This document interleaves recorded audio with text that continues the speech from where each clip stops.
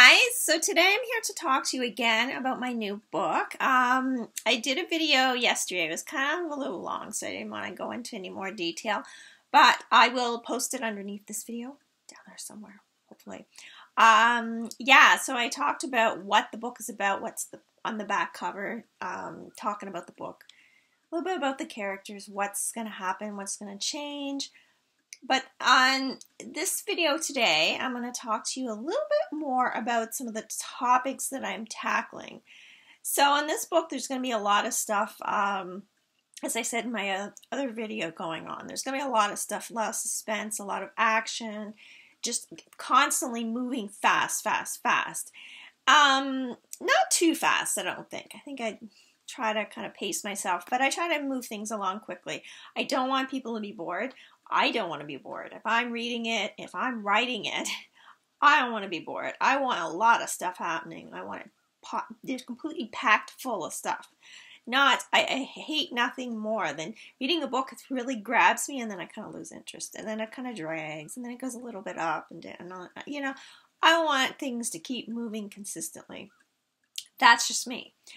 Okay, so that aside, so what are some of the things that are going to be in this book? Well, a lot of things I talk about in this book are things that I see in the news, things that I'm passionate about, things that bother me, upset me, things that I think are very relevant and should be discussed, things that should be brought up in the book, and kind of a picture drawn for people. So, I mean, there's one thing to hear a news story, it's quite another to see something in a book. It gives it a different sort of perspective. And it looks a little bit different in a fiction story as opposed to the news. Sometimes people don't listen to the news or they don't watch it closely. It's depressing, I understand. It is so depressing these days. But I try to bring these topics forward, not to be depressing, but kind of in sort of a, I guess, real life situation, as much as a fiction book is a real life situation, but you know what I mean. In an everyday situation where you could be in that scenario. And by you, I mean if you're a character in my book, I guess. But I guess kind of show how these things can kind of turn up and show up in people's lives and how it affects them. As opposed to when you just hear a news story, it seems so one-dimensional to a point. I shouldn't say that's always the case because they talk to people who are involved in incidences and whatnot. I get that, but it's not the same as being a character in the middle of a situation. For example, one of the things I talk about, there's a bomb threat in one of the chapters, and you know, there's a difference between hearing about a bomb threat on television and being in the middle of a bomb threat. Now, obviously, I mean, some people have been, and it's usually nothing, right?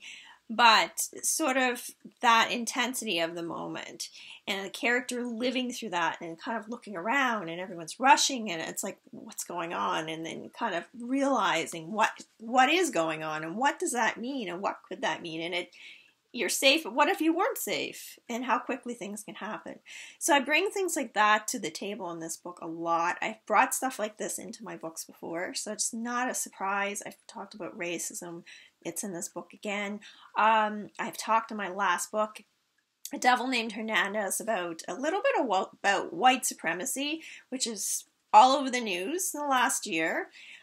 And it's really big into this book. And I have people making kind of comments that would coincide with that train of thought, and then the people on the other side of it. So you kind of see, and I'm definitely not showing the white supremacist side as a good side, I'll tell you that, but I kind of show the people on that side talking about it and how they see it.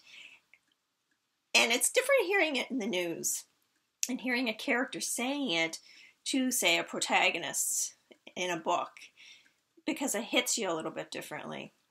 And that's important because these are things we need to think about. It's, like I said, the news is pretty dark and dreary at times, somewhat one-dimensional at times.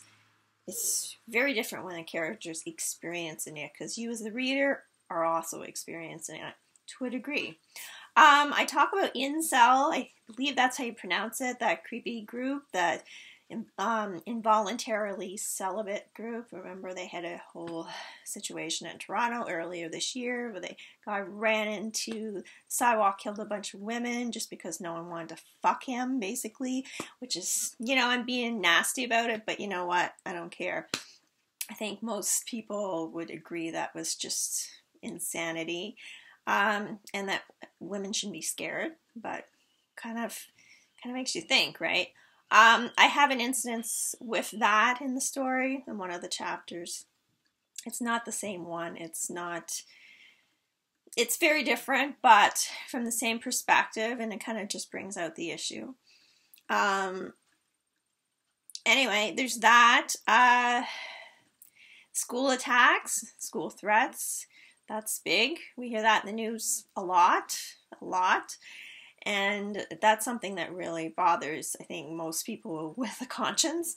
So I definitely put that in there. Corruption, collusion, we hear that all the time. These are just the big C words that we hear a lot. A couple of them anyway. And those are, you hear that a lot in politics. And, it's not new. It's not something that just started to happen. I don't think anyone believes that.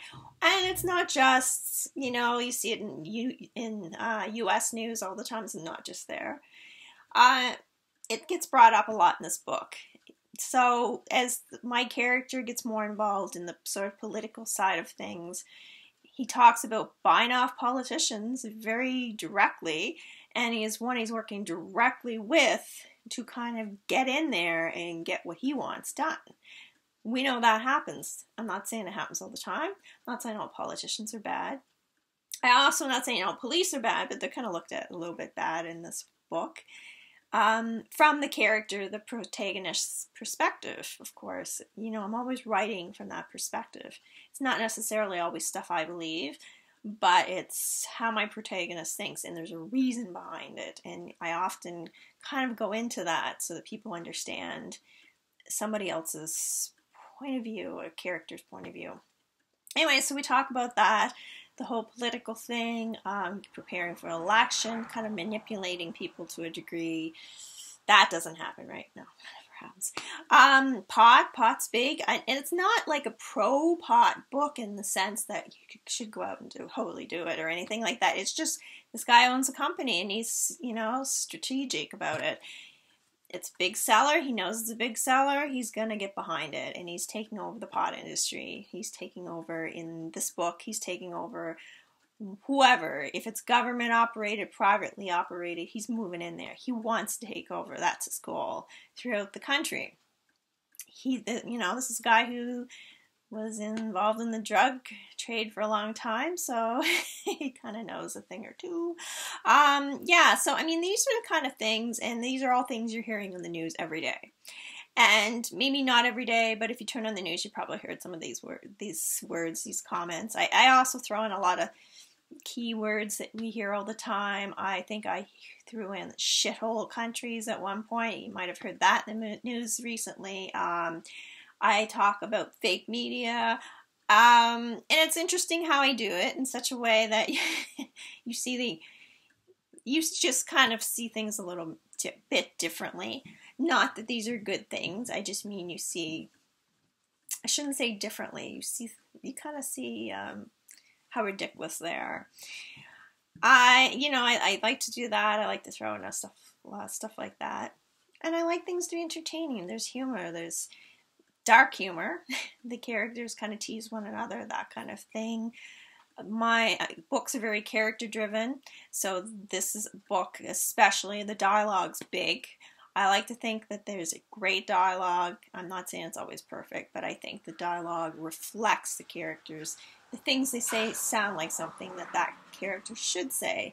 The more I get to know them, the more I just know how they're going to respond to any given situation. Just as you know your best friend or your spouse or somebody in your family, you know how they're going to react in a certain situation, you know what they're going to say. It's kind of the same with these characters. So it's fun. It's fun getting them all together. Their personalities so different, just how they interact, how, especially in a group setting, they're all getting together in a meeting and one person interrupts all the time and another person kind of is calmer and slower when they speak. Somebody else is trying to calm everybody when they freak out. It's really interesting. It's really fun. I had so much fun writing. I wrote it fast. I could even wrote it faster, but I didn't have time. I love this book. It's going to be great. I can't wait. I'm going to have the cover out soon. Anyways, another long video. Thank you guys. And to learn more, go to Mima on Fire. Sign up for my newsletter. Have a great day, guys. Bye.